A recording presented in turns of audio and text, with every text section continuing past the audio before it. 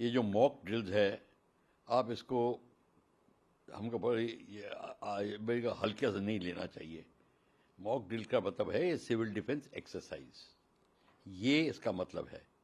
तो ये ड्रिल्स कराई जाएंगी, ड्रिल्स में क्या क्या कराया जाएगा इस पे ध्यान देना होगा।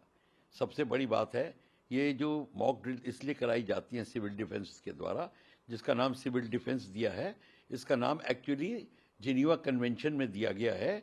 ये एक इंटरनेशनल ह्यूमैनिटेरियन लॉ का अंग है। खुशकिस्मती से मैं इसमें पढ़ाता हूँ, इसका इंस्ट्रक्टर हूँ। जिनीवा में मैंने इसका पूरा कोर्स किया हुआ है। सिंपल सी चीज़ ये है, ये प्रोटेक्ट करता है अपने सिविलियंस को जिनके ऊपर संकट आता है लड़ाई के दौरान। तो उनकी जिनकी प्रताड़ना बढ़ती है, लड़ाई उनकी सफरिंग और प्रताड़ना कम हो, तो ये कुछ मेजर्स सिविल डिफेंस के या सिविल प्रोटेक्शन के तहत लिए जाते हैं, ताकि सिविलियंस का कम से कम हनन हो, उनका बचाव हो, उनकी प्रताड़ना कम हो। इसका मतलब ये है। तो जब ये एक्सरसाइज कराई जाएगी, और सारी कंट्रीज ने जिन्होंने जिनीवा कन्वेंशन साइन किया है, उन्होंने सिविल डिफेंस को भी अब तो ट्रेन करने का पूरा बीड़ा उठाया है। ये रेटिफाइड है पार्लियामेंट में। पर इसके ऊपर अगर कम तवज्जो कोई कंट्री देती है, कोई ज़्यादा देती है, वो दूसरी बात है।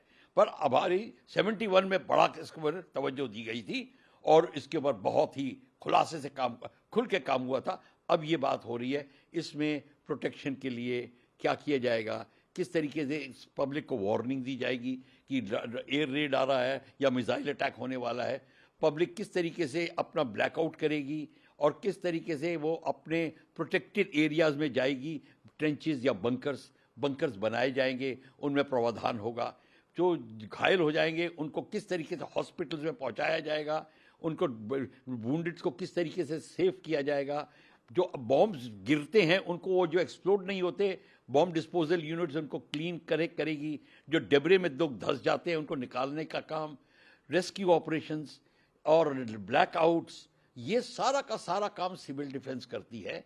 और सिविल डिफेंस किस तरीके से, अगर आपको इवैक्यूएट करना है, यहाँ से आग लग गई है, दुश्मन हमला आ रहा है, तो रेल में लोगों को बैठा के निकालना और रिसीव करना, रिफ्यूजीज का कैंप बनाना, या अगर किसी की कोई कॉलोनी नष्ट हो गई है उनको किस तरीके से सेटल करना, ये सारा का सारा काम सिविल डिफेंस के दौरान होता है। इसकी बहुत प्रैक्टिस की जाती है, ये ओवरनाइट नहीं होता कि आपने सायरन बजा के आप बताओ मैं यहाँ पे हूँ, कहाँ जाऊँगा, कोई जगह नहीं है।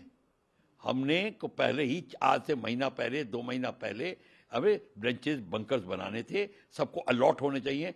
सारे जो कॉलोनीज होती है RWA, सबका काम होना चाहिए। और वार्डन्स जो होते हैं, लोकल वार्डन्स, उनकी जिम्मेवारी होती है कि हर एक कॉलोनी में जाके इंस्पेक्ट करें आपका प्रावधान है कि नहीं, मेडिसिन फिर न्यूक्लियर अटैक होने का अंदेशा है, क्या आपके न्यूक्लियर बंकर्स हैं, न्यूक्लियर मेडिसिनल डिवाइसेस हैं, न्यूक्लियर रिकवरी सेंटर्स हैं।